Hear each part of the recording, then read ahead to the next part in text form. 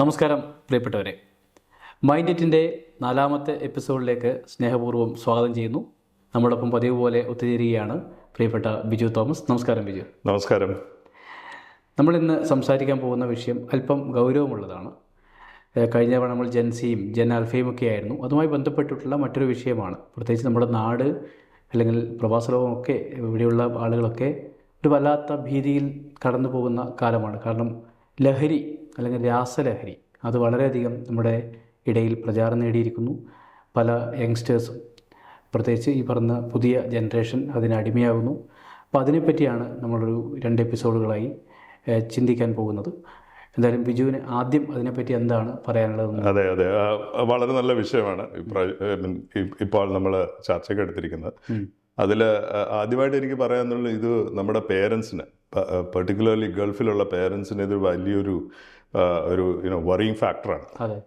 Particularly അവർ 11th 12th ഒക്കെ കഴിഞ്ഞിട്ട് നാട്ടിൽ പഠിക്കാൻ ഹയർ സ്റ്റഡീസിനൊക്കെ പോകുമ്പോൾ കുട്ടികൾ പല ഇൻഫ്ലുവൻസിൽ വീഴുമെന്നുള്ള ഒരു പരിഭ്രാന്തി, ഒരു ടെൻഷൻ എപ്പോഴും അവരുടെ ഇടയിൽ. ബാച്ചിലേഴ്സ് ആയിട്ടുള്ള പാരൻസ്, ഇപ്പം ഞാനൊക്കെ ആ കൂട്ടത്തിൽപ്പെട്ട ഒരാളാണ്. ഫാമിലി നാട്ടിലാണ്. അപ്പോൾ കുട്ടികൾക്ക് എന്തെങ്കിലും ഈ പറയുന്ന പ്രോബ്ലത്തിൽ വീഴുമോ എന്നൊരു ഭയം അല്ലാതെയുണ്ട്. അപ്പോൾ അത്തരത്തിലുള്ള ഒരു വലിയ കമ്മ്യൂണിറ്റി നേരിടുന്ന ഒരു വലിയ ചാലഞ്ച് എങ്ങനെയാണ് നേരിടുക എന്നാണ് നമ്മൾ ഇന്ന് ചിന്തിക്കുന്നത്. നമുക്കറിയാം, നമ്മുടെ നാട്ടിലാണെങ്കിൽ ഇപ്പോൾ ഈ അധ്വാനത്തിൻ്റെ ഒരു വില അറിയാതെയുള്ളൊരു വളർച്ച ഇപ്പോഴത്തെ ജനറേഷൻ ഉണ്ട്. തീർച്ചയായിട്ടും പണത്തിൻ്റെ ഒരു വില അറിയുന്നില്ല. അപ്പോൾ കിട്ടാവുന്ന എല്ലാ എക്സൈറ്റ്മെൻറ്റ് സോഴ്സുകൾ ഉപയോഗിക്കുന്നു. അങ്ങനെയാണ് പലരും അറിയാതെ അല്ലെങ്കിൽ അറിഞ്ഞുകൊണ്ടൊക്കെ ഈ ചതിക്കുഴികളിലൊക്കെ വീണു പോകുന്നത്. എന്തായിരിക്കും ലഹരിയെപ്പറ്റി നമ്മൾ ആദ്യം തുടക്കത്തിൽ ഏത് രീതിയിൽ തുടങ്ങാം? ആദ്യമായി നമ്മൾ ഈ ലഹരി എന്ന് പറയുന്നത് തന്നെ അതൊരു ബ്രോഡ് ഡെഫിനിഷനുള്ള കാര്യമാണ്. അപ്പം ലഹരി നമുക്ക് പല രീതിയിൽ നമുക്ക് ഡിഫൈൻ ചെയ്യാം. ഒന്ന്, നമുക്ക് സബ്സ്റ്റൻസിനോടുള്ള ലഹരി. അപ്പം അതാണല്ലോ നമ്മുടെ ഇപ്പോൾ പ്രോബ്ലമായിട്ട് നമ്മൾ കണ്ടുവരുന്നത്. പക്ഷെങ്കിൽ ലഹരി ഇപ്പം ജോലി എടുക്കുന്നവർക്ക് വർക്കഹോളിക് എന്ന് പറയും നമ്മൾ, ജോലിയോടുള്ള അഡിക്ഷൻ, അല്ലെന്നുണ്ടെങ്കിൽ ചിലപ്പോൾ സോഷ്യൽ മീഡിയ അഡിക്ഷൻ, അല്ലെങ്കിൽ ഭക്ഷണത്തോടുള്ള ലഹരി, ഭക്ഷണം കഴിക്കാനുള്ള അഡിക്ഷൻ. അങ്ങനെ അഡിക്ഷൻ പലവിധമായ രീതിയിലുണ്ട്. പക്ഷേ അത് എങ്ങനെ നമ്മുടെ ഫിസിക്കലായിട്ട് നമ്മൾ എങ്ങനെ ബാധിക്കാൻ തുടങ്ങും എന്നുള്ളതാണല്ലോ പ്രോബ്ലം. അപ്പം നമ്മൾ ഏതാണ് ലഹരി, ഏത് ലഹരിയാണ് നമുക്ക് അനുയോജ്യം എന്നുള്ളൊരു കാരണം, അതൊരു കണ്ടെത്തുക എന്നുള്ളതാണ് അതിനകത്ത് ഇമ്പോർട്ടൻ്റ് ആയിട്ടുള്ള കാരണം. സിഗരറ്റ് വലിയൊരു കുറേ കാലം ലഹരിയായിരുന്നു. സിഗരറ്റിൻ്റെ ഒരു ലഹരി ഉപയോഗം ഇപ്പോൾ വളരെ കുറഞ്ഞു തുടങ്ങിയിരിക്കുന്നു. കൂടുതൽ ആൾക്കാർ മദ്യത്തിലേക്ക് എത്തിയിരിക്കുന്നു. അതിനുശേഷമാണ് മയക്കുമരുന്നുകളുടെ കടന്നുവരവ്. 80കളിലാണ് അത് ആരംഭിക്കുന്നത്. 80കളിൽ കഞ്ചാവും ഹെറോയിനൊക്കെ ധാരാളമായി കേരളത്തിൽ കൂടി ധാരാളം സിനിമകൾ അതുമായി ബന്ധപ്പെട്ടിട്ട് അന്നുണ്ടായിരുന്നു. അന്ന് വിദ്യാർത്ഥികളുടെ ഹിപ്പി സംസ്കാരം, ഇങ്ങനെയുള്ള പല കാര്യങ്ങളും ഉണ്ടായി. പിന്നീട് ആണ് 2000-ന് ശേഷമാണ് ഇപ്പോൾ സിന്തറ്റിക് മയക്കുമരുന്നുകൾ നമ്മുടെ നാട്ടിൽ എത്തിയിരിക്കുന്നത്. അതിൽ MDMA അല്ലെങ്കിൽ അതുപോലെ തന്നെ LSD ഇങ്ങനെയുള്ള ലഹരി പദാർത്ഥങ്ങളാണ് ഇപ്പോൾ കൂടുതലായും കാണുന്നത്. ഇപ്പോൾ ഓൺലൈൻ വഴിയും പല രീതിയിലും ഇത്തരം മരുന്നുകൾ നമ്മുടെ നാട്ടിൽ എത്തുന്നുമുണ്ട്. ഈ ഒരു സമയത്ത് നമുക്ക് എങ്ങനെയാണ് ഇപ്പോൾ ഈ പറയുന്ന പോലെ ലഹരി മരുന്നിലേക്ക് എത്തുന്നത്? എന്താണ് അതിൻ്റെ ഒരു സ്റ്റാർട്ടിങ് എന്ന് പറയുന്നത്? അതെ, അത് പറയുകയാണെങ്കിൽ പെർട്ടിക്കുലർലി നമ്മൾ അവൈലബിലിറ്റി ഒരു വലിയ ഫാക്ടറാണ്. ഇപ്പോൾ പണ്ടൊക്കെ ലഹരി വസ്തുക്കൾ ഉണ്ടെങ്കിൽ തന്നെയും അതിൻ്റെ അവൈലബിലിറ്റി വാസ് വെരി ഡിഫിക്കൽട്ട്. ഇപ്പോഴാണ് നമുക്ക് എല്ലാ മുക്കിലും മൂലയിലും ഇത് സുലഭമായി ലഭിക്കുന്നു. അപ്പോൾ ഇതൊരു പ്രോബ്ലമാണ്. ഇത് അഡ്രസ്സ് ചെയ്യേണ്ടത് പെർട്ടിക്കുലർലി നമ്മുടെ ഗവൺമെൻറ്റും നമ്മുടെ സൊസൈറ്റിയുമാണ് ഇത് അഡ്രസ്സ് ചെയ്യേണ്ടത്. അതാണ് ഒന്നാമത്തെ കാര്യം. പിന്നെ രണ്ടാമത്തെ കാര്യം, പല രീതിയിലും പല കാരണങ്ങൾ കൊണ്ടാണ് ഇപ്പോൾ കുട്ടികൾ ഇതിലേക്ക് തിരിയുന്നത്.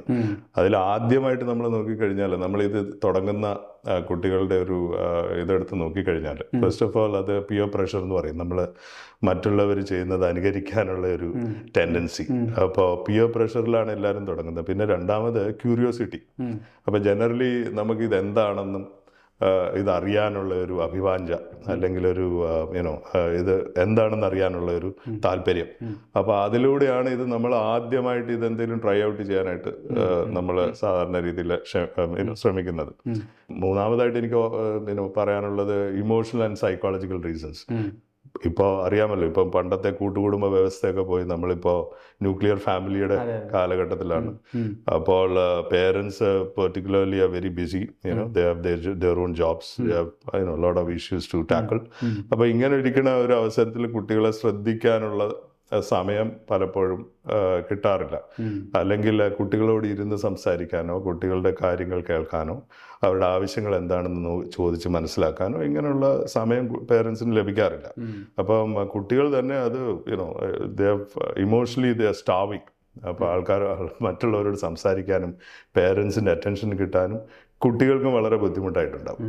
പിന്നെ അത് കൂടാണ്ട് എനിക്ക് പറയാനുള്ളത്, ഇപ്പം ഫോർ എക്സാമ്പിൾ മീഡിയ ഇൻഫ്ലുവൻസ് ഒരു വലിയ ഫാക്ടറാണ്. നമ്മളുടെ ഇപ്പോഴത്തെ സിനിമകളൊക്കെ എടുത്ത് നോക്കിക്കഴിഞ്ഞാൽ ഇതൊക്കെ ഒരു മാച്ചോയിസം അല്ലെങ്കിൽ ഒരു ഡ്രഗ് യൂസ് അല്ലെങ്കിൽ ആൽക്കഹോൾ ഇങ്ങനെയൊക്കെ ഉള്ളതൊരു മാച്ചോയിസമാണ്, അതൊരു മാൻലിയാണ് എന്നൊക്കെയുള്ള ഹീറോയിസമാണ്. അതെ, അപ്പം ഇതുപോലുള്ളതൊക്കെയാണ് പ്രൊജക്റ്റ് ചെയ്യപ്പെടുന്നത്. ഇതൊക്കെ വളരെ തെറ്റായ സന്ദേശം കുട്ടികളിൽ എത്തിക്കുമെന്നുള്ളതാണ് ഇതിനെപ്പറ്റി പറയാനുള്ളത്. പല ആൾക്കാർക്ക് ഇതിൻ്റെ ഫിസിക്കൽ ഇഷ്യൂസ് അറിയാം, പറഞ്ഞ പോലെ ധാരാളം ഫിസിക്കൽ ഇഷ്യൂസ് ഉണ്ട്, മെൻ്റൽ ഇഷ്യൂസും ഉണ്ട് വരാൻ പോകുന്നത് ഉപയോഗിച്ച കുട്ടികൾക്കുള്ള. അതിനെപ്പറ്റി ഒന്ന് വിശദീകരിക്കാം. തീർച്ചയായിട്ടും. അപ്പോൾ ഇത് നമ്മൾ ഈ സബ്സ്റ്റൻസ് അബ്യൂസ് അല്ലെങ്കിൽ സബ്സ്റ്റൻസ് യൂസ് ചെയ്യുന്നുണ്ട്, ഡ്രഗ്സ് പോലുള്ള സിന്തറ്റിക് ഡ്രഗ്സ് ഒക്കെ യൂസ് ചെയ്ത് കഴിഞ്ഞാൽ ഒരുപാട് ഇഷ്യൂസ് ഉണ്ട്. ഒന്നാമത് നമ്മുടെ ഓർഗൻസ്, നമ്മുടെ ഫിസിക്കലി നമ്മുടെ ഓർഗൻസിനെ എല്ലാ രീതിയിലും അത് എഫക്റ്റ് ചെയ്യും. അപ്പോൾ അത് ഞാൻ പറയേണ്ട ആവശ്യമില്ല, എല്ലാവർക്കും അറിയാവുന്ന കാര്യമാണ്. രണ്ടാമത് നമ്മുടെ ഇമ്മ്യൂൺ സിസ്റ്റം, അവരുടെ ഇമ്മ്യൂണിറ്റി വളരെ ലോ ആയിട്ട് മാറും. ഇമ്മ്യൂണിറ്റി ലോ ആകുന്നതോടുകൂടി കൂടുതൽ അസുഖങ്ങൾ, പലപ്പോഴും പല അസുഖങ്ങൾ പിടിപെടാനുള്ള സാധ്യതയുണ്ട്. അതുകൂടാണ്ട് പിന്നെ ഇവരെ ഒബ്സർവ് ചെയ്ത് കഴിഞ്ഞാൽ നമ്മൾ കോമൺ ആയിട്ട് കാണുന്ന ഇവരുടെ ഒരു വെയിറ്റ് ലോസ്. അപ്പോൾ നിങ്ങൾ ശ്രദ്ധിച്ചോളൂ, വെയിറ്റ് ലോസ് ഒരു വലിയ ഫാക്ടറാണ്. അപ്പോൾ ഇവർ യൂസ് ചെയ്യുന്ന കുട്ടികളെയോ അല്ലെങ്കിൽ ടീനേജേഴ്സിനെ, യൂത്ത്സിനെ കണ്ടു കഴിഞ്ഞാൽ അവർ ഭാരം വളരെ കുറഞ്ഞ് ഉണങ്ങിയിരിക്കുന്നതായിട്ടുള്ളൊരു ഫീലിംഗ് നമുക്ക് തീർച്ചയായിട്ടും അതിനകത്ത് കാണാൻ പറ്റും. പിന്നീട് അവർ ശ്രദ്ധിച്ചു കഴിഞ്ഞാൽ മനസ്സിലാകുന്നത് അവരുടെ സ്ലീപ്പ് ഡിസോർഡർ, സ്ലീപ്പ് പ്രോബ്ലംസ്, ഉറക്കക്കുറവ്. ഇവർ സാധാരണ രീതിയിൽ വളരെ കുറച്ചേ ഉറങ്ങാറുള്ളൂ, അല്ലെങ്കിൽ ചിലപ്പം കൂടുതൽ ഉറങ്ങും. അപ്പോൾ നോർമൽ സ്ലീപ്പ് പാറ്റേൺസ് ഒക്കെ ഇതിൽ നിന്ന് മാറുന്നതായിട്ട് കാണപ്പെടാറുണ്ട്. പിന്നെ അതുപോലെ തന്നെ ഇവരുടെ അപ്പിയറൻസ് വളരെ ഇമ്പോർട്ടൻ്റ് ആണ്. ഇവർ വളരെ ഷാബി ആയിട്ട് ഡ്രസ്സ് ചെയ്യുക, പേഴ്സണൽ ഹൈജീൻ ശ്രദ്ധിക്കാതെ ഇരിക്കുക, പിന്നെ ഇങ്ങനെയൊക്കെയുള്ള കാര്യങ്ങളൊക്കെ പ്രോബ്ലംസ് ഒക്കെ നമ്മൾ കാണപ്പെടാറുണ്ട്. നമുക്കറിയാം, ഇപ്പോൾ അതിന് മാത്രമല്ല, ഏറ്റവും വലിയ പ്രോബ്ലം സമൂഹം നേരിടുന്ന കുറേ പ്രശ്നങ്ങളുണ്ട്. കുറ്റകൃത്യങ്ങൾ നമ്മുടെ നാട്ടിലിപ്പോൾ കഴിഞ്ഞ ഈ 2025 ആദ്യത്തെ 2 മാസത്തിൽ 70 കൊലപാതകങ്ങൾ, 40 കൊലപാതകങ്ങളും ലഹരിയുമായി ബന്ധപ്പെട്ടുണ്ടായ കൊലപാതകങ്ങൾ. അമ്മയെ കൊല്ലുന്ന മക്കൾ, അല്ലെങ്കിൽ അച്ഛനെ കൊല്ലുന്ന മക്കൾ. ഇത്തരം വാർത്തകളൊക്കെ നമുക്ക് മുമ്പിലേക്ക് എത്തുമ്പോൾ നമ്മൾ തന്നെ ഞെട്ടിപ്പോവാണ്, എന്താണ് സംഭവിച്ചുകൊണ്ടിരിക്കുന്നത് എന്നുള്ളത്. ഇങ്ങനെ ഒരു ഹീറോയിസമാണ് ലഹരി എന്നൊരു ചിന്ത പടരുമ്പോൾ കുട്ടികളെ എങ്ങനെയാണ് ഇതിൽ നിന്ന് പതുക്കെങ്കിലും നമുക്ക് മാറ്റി നിർത്താൻ പറ്റുക, അല്ലെങ്കിൽ എന്താണ് അതിനെപ്പറ്റിയൊക്കെ നമുക്ക് സംസാരിക്കാനുള്ളത്? അതിനെപ്പറ്റി പറയുന്നതിന് മുമ്പ് മറ്റു 1-2 കാര്യങ്ങളോട് എനിക്ക് അതിനെപ്പറ്റി ഓർമ്മിക്കാനുള്ളത്. ഇപ്പം പണ്ടൊക്കെ നമ്മൾ ഫെയിലിയർ, നമ്മൾക്ക് പരാജയം സംഭവിച്ചാൽ നമുക്കത് അക്സെപ്റ്റ് ചെയ്യാനുള്ള ഒരു ത്രാണി, ഒരു ശേഷി ഉണ്ടായിരുന്നു.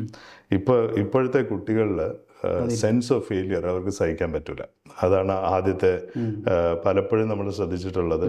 ഈ ഫെയിലിയർ ആണെന്നുള്ള ഒരു ചിന്ത അവരുടെ ഉള്ളിലുണ്ടെങ്കിൽ അവർ മറ്റൊരു സബ്സ്റ്റൻസ് തേടി പോകുന്ന ഒരു പ്രവണത കണ്ടുവരാറുണ്ട്. എനിക്ക് പറയാൻ മറ്റൊരു ഇമ്പോർട്ടൻ്റ് കാര്യം എന്ന് വെച്ചാൽ നമ്മുടെ കുട്ടികളുടെ സെൽഫ് കോൺഫിഡൻസ്, ആത്മവിശ്വാസം എന്നൊക്കെ നമ്മൾ പറയുന്നത്. ഇപ്പം ഇത് വളരെ കുറഞ്ഞിരിക്കുന്ന കുട്ടികളിലും ഇങ്ങനെയുള്ള സബ്സ്റ്റൻസിൻ്റെ പുറകെ പോകാനുള്ള ടെൻഡൻസീസ് വളരെ അധികമാണ്. അപ്പോൾ ആത്മവിശ്വാസമുള്ള കുട്ടികളെ വളർത്തിയെടുക്കുക എന്നുള്ള പാരൻറ്റിങ്ങിന് ഇതിനൊരു വളരെ ഇമ്പോർട്ടൻ്റ് ആയിട്ടുള്ളൊരു പാരൻറ്റിങ് ഈസ് എ ബിഗ് കാരണമുണ്ട്. പ്രത്യേകിച്ച് നമ്മളൊക്കെ ചിന്തിക്കും പ്രവാസ ലോകത്ത് ഇല്ല, അല്ലെങ്കിൽ നാട്ടിൽ മാത്രമുള്ള ഒരു കാര്യമാണെന്ന്. ഒരു മാധ്യമപ്രവർത്തനം കഴിഞ്ഞാൽ പലപ്പോഴും ബഹ്റിനടക്കമുള്ള രാജ്യങ്ങളിൽ ഉണ്ടാകുന്ന ഇത്തരത്തിലുള്ള മയക്കുമരുന്ന് വിപണനങ്ങളെ പറ്റി നമ്മൾ വാർത്ത കൊടുക്കാറുണ്ട്. ഇവിടെയും ധാരാളം അത് അവൈലബിൾ ആണെന്നാണ് ഇവിടുത്തെ പോലീസ് അധികാരികൾ പോലും പറയുന്നത്. ഇന്ത്യക്കാരടക്കമുള്ള അല്ലെങ്കിൽ മലയാളി അടക്കമുള്ള ധാരാളം കുട്ടികൾ ഇത് ഉപയോഗിക്കുന്നതായിട്ടും കണ്ടിട്ടുണ്ട്. പ്രത്യേകിച്ച് കൗൺസിലിംഗ് സെൻറ്റേഴ്സിലൊക്കെ ഇങ്ങനത്തെ കുട്ടികൾ ധാരാളം വരാറുമുണ്ട്. പലപ്പോഴും ഇവിടുത്തെ മാതാപിതാക്കൾക്ക് ഈ പറഞ്ഞ പോലെ കുട്ടികൾക്ക് വേണ്ട ഒരു ക്വാളിറ്റി ടൈം കൊടുക്കാൻ പറ്റാറില്ല. അവർ ഈ പറഞ്ഞ പോലെ ഇമോഷണലായിട്ടുള്ള അവർക്ക് വേണ്ട ഒരു സപ്പോർട്ട് സിസ്റ്റം അവരുടെ കയ്യിൽ നൽകാനില്ല. അങ്ങനെയുള്ള കാര്യങ്ങളൊക്കെ വരുമ്പോൾ എന്താണ് ശരിക്കും പാരൻസ് ചെയ്യാൻ സാധിക്കുക? തീർച്ചയായിട്ടും. അപ്പോൾ ഇത് എങ്ങനെ അഡ്രസ്സ് ചെയ്യാമെന്നുള്ള ഒരു ബിഗ് ക്വസ്റ്റ്യൻ മാർക്കാണ്. നമ്മൾ ഒന്നാമത്തെ കാര്യം എനിക്ക് പറയാനുള്ളത്, ഇതിനെപ്പറ്റി ഒരു അവയർനെസ് നമ്മുടെ കുട്ടികൾക്കും ഇല്ല, പാരൻസിനും ഇല്ല. അപ്പോൾ ഇത് ടു വാട്ട് എക്സ്റ്റെൻഡ് ഈ സ്കൂളുകളിൽ ഡിസ്കസ് ചെയ്യുന്നു എന്നുള്ളത് ഇപ്പോഴും ഒരു ബിഗ് ക്വസ്റ്റ്യൻ മാർക്കാണ്. എൻ്റെ ഒരു അഭിപ്രായത്തിൽ നമുക്കൊരു 7th സ്റ്റാൻഡേർഡ് 8th സ്റ്റാൻഡേർഡ് ആകുന്ന ആ ഒരു പീരീഡിൽ തന്നെ നമ്മുടെ സ്കൂളുകൾ ഇതിനെപ്പറ്റി അവയർനെസ് പ്രോഗ്രാംസ്, ഇതിനെപ്പറ്റിയുള്ള സെമിനാർസ് പറ്റുകയാണെങ്കിൽ നമ്മുടെ സ്കൂളിൻ്റെ സിലബസിൽ ഉൾപ്പെടുത്താൻ പറ്റുകയാണെങ്കിൽ ഏറ്റവും വളരെ നല്ലത്. ഓഫ് കോഴ്സ് ഇതൊക്കെ വലിയ ഡിസിഷൻസ് കരിക്കുലം ഡിസൈൻ ചെയ്യുന്നവരുടെ ഡിസിഷൻസുമായിട്ട് ബന്ധപ്പെട്ടിരിക്കുമെങ്കിലും സ്കൂളുകൾക്ക് അവർക്ക് സെമിനാറുകൾ നടത്താം. ഇങ്ങനെയുള്ള ടോക്സിന് ആൾക്കാർ സൈക്കോളജിസ്റ്റിനെയൊക്കെ വിളിച്ചിട്ട് ഇതിനെപ്പറ്റിയുള്ള സെമിനാർസുകളൊക്കെ നടത്തുന്നത് വളരെ നന്നായിരിക്കും. അതൊന്നാമത്തെ പോയിന്റ്. സെക്കൻഡ് പോയിന്റ് എന്ന് പറഞ്ഞാൽ പേരൻസിന് വളരെ ഇമ്പോർട്ടൻറ്റ് റോളുണ്ട് ഇതിനകത്ത്. ഇപ്പോൾ പേരൻസിൻ്റെ സൂപ്പർവിഷൻ, അപ്പം നേരത്തെ പറഞ്ഞു പേരൻസിന് ക്വാളിറ്റി ടൈം സ്പെൻഡ് ചെയ്യാൻ പറ്റുന്നില്ല എന്ന് പറഞ്ഞിട്ടുണ്ടല്ലോ. അപ്പോൾ അതുകൂടാണ്ട് പേരൻസ് കുട്ടികളെ സൂപ്പർവൈസ് ചെയ്യുന്നത് വളരെ വളരെ ഇമ്പോർട്ടൻ്റ് ആണ്. പ്രൈമറിലി നമ്മളിപ്പോൾ ശ്രദ്ധിച്ചിട്ടുള്ള നമ്മുടെ വീടുകളിൽ നോക്കിക്കഴിഞ്ഞാൽ പല വീടുകളിലും പ്രൈവറ്റ് റൂംസ് ഉണ്ട്. അപ്പോൾ ഇവർ റൂമിൽ എന്താ ചെയ്യുന്നത് എന്നുള്ളത് ആരും നോക്കാറില്ല. അപ്പം സാധാരണ രീതിയിൽ പേരൻസ് ഇതിൻ്റെ ഒരു പ്രൈവസി എന്നുള്ളൊരു ഫാക്ടർ വെച്ചിട്ട് അവരുടെ റൂമിൽ പോവുകയോ മോണിറ്റർ ചെയ്യുകയോ ചെയ്യാറില്ല. എനിക്കിതിനകത്ത് പറയാനുള്ളത് വളരെ ഇമ്പോർട്ടൻ്റ് ആയിട്ട് ഫോർ ഓൾ ദി പേരൻസ് എനിക്ക് പറയാനുള്ളത്, നിങ്ങളുടെ കുട്ടികളെ നിങ്ങൾ മോണിറ്റർ ചെയ്യണം. It's very very important. അപ്പോൾ എങ്ങനെ മോണിറ്റർ ചെയ്യുകയെന്ന് വെച്ചാൽ at least twice or thrice in a week അവരുടെ റൂം വളരെ ക്ലോസ് ആയിട്ട് മോണിറ്റർ ചെയ്യുക, അവരുടെ ബാഗ്സ് മോണിറ്റർ ചെയ്യുക, അവരുടെ ഡ്രസ്സ്, അവരുടെ പാൻറ്റ്, അവരുടെ പോക്കറ്റിനുള്ളിൽ എന്തെങ്കിലും രീതിയിലുള്ള സബ്സ്റ്റൻസ് ഡൗട്ട്ഫുൾ ആയിട്ടുള്ള സബ്സ്റ്റൻസ് എന്തെങ്കിലും കാണുന്നുണ്ടോ എന്ന് നോക്കുക. ഇത് ഒബ്സർവ് ചെയ്ത് കഴിഞ്ഞാൽ വളരെ ഈസി ആയിട്ട് മനസ്സിലാക്കാവുന്നതാണ്. രണ്ടാമത്തെ കാര്യം എന്താണെന്ന് വെച്ചാൽ ഇവരുടെ സ്ലീപ്പ് പാറ്റേൺ, ഇവർ ഉറങ്ങുന്നുണ്ടോ, ഇവർ എത്ര മണിക്കൂറാണ് ഉറങ്ങുന്നത് അല്ലെങ്കിൽ ഉറങ്ങുന്നില്ലയോ, ഇങ്ങനെയുള്ള കാര്യങ്ങൾ ഒബ്സർവ് ചെയ്യുക. മൂന്നാമതായിട്ട് എനിക്ക് പറയാനുള്ളത് ഇവരുടെ ബിഹേവിയർ വളരെ ഇമ്പോർട്ടൻ്റ് ആണ്. ഇത് ഉപയോഗിക്കാൻ തുടങ്ങുമ്പോഴും അതുപോലെ കുറച്ച് ശീലിച്ച് കഴിയുമ്പോഴും ഇവരുടെ ബിഹേവിയറിൽ വളരെയേറെ മാറ്റം സംഭവിക്കാറുണ്ട്. അത് പെർട്ടിക്കുലർലി അവർ വളരെ സാധാരണ രീതിയിൽ നിന്നും അപ്പുറമായിട്ട് ആർഗ്യൂ ചെയ്യാനും അല്ലെങ്കിൽ സാധാരണ രീതിയിൽ കൂടുതലായിട്ട് ഡിപ്രസ്ഡ് ആയിരിക്കാനും ഉള്ള ബിഹേവിയറൽ പാറ്റേണിൽ ഡിഫറൻസ് ഉണ്ടെങ്കിൽ തീർച്ചയായിട്ടും നമ്മൾ അവരെ ഒബ്സർവ് ചെയ്യേണ്ടത്. അപ്പോൾ ഇതൊക്കെയാണ് അതിനെപ്പറ്റി പറയാനുള്ളത്. എന്തായാലും നമുക്ക് കുറേ കാര്യങ്ങൾ പറയാനുണ്ട്. ഈ വിഷയം കുറച്ച് വലിയൊരു വിഷയമാണ്.